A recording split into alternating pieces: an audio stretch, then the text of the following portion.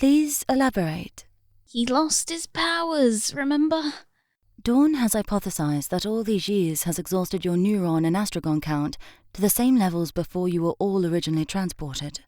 Okay, I've become smarter, but I'm still a little lost. You may regain your lost abilities, have the same phenomenon as Tyler, or it will simply reject you. And me? I do not see why radiatons will not fill back into your body. We could go back. He sounded surprised, excited, and scared. Such a mixture of emotions. Yes. What if something happens to either of my boys? Teresa smiled. Then it is fortunate the Master of Aurorians is able to send you back to this realm the moment disorientation affects your cognitive abilities. Go to your world? But it's artificial reality. Teresa waved to the side, causing a portal-like swirl of aurora lights to appear behind her. Do you not desire to see your old comrades? Lance's eyes watered, and he looked back to Ashton. Want to see the world for yourself? What about the house, our jobs, our... We retired years ago. We're just working for the sake of working. He spoke with an emotional smile. Who knows how long we'll be? What is your decision? She excitedly skipped past Teresa and stepped into the portal, causing her image to warp and fade. Don't forget Kyrie and Leon! A woman with bright orange-coloured hair and orange eyes stood in the middle of a vast grassy meadow, leaning over a small girl under the shade of a beautiful green tree. You're so cool, dear. She giggled and watched Dia gently place her hands over her knees, causing a scratch to slowly close up. Dia is pleased and worried about your rash behavior. I'm sorry. She noticed her wound completely heal over faint flames that expelled out of Dia's hands, cueing her to stand up with a playful jump. Dia encourages you to be more diligent.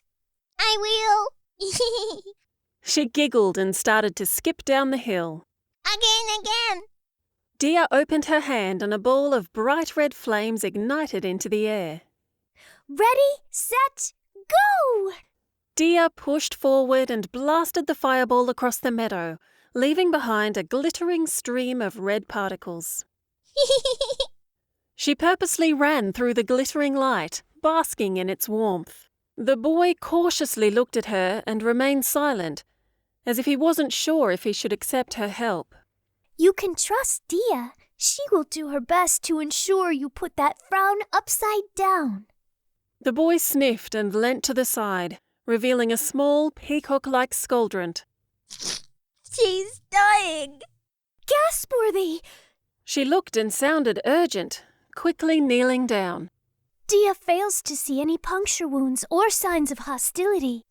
Dia instinctively spread her arms and focused, watching 2 rings of faint light spiral around the skuldront before disintegrating into nothing. The analysis tells Dia that it is simply old age, a very short-lived skuldront. You know the healing Rostical? What's wrong with it? If it doesn't work, it tells Dia that the creature is going to die. What? Death. Its life is going to drain from its very eyes. How tragic. Dia's blunt response caused the boy to cry. No, Peafowl! Oi, you mind letting us pass? We got no money and... You lying twerp. We can feel all your neurons from all the way over here. That means your astral pockets are large. Larger pocket, larger reward. Oh, that's fair. Surrender your goods and nobody needs to bleed.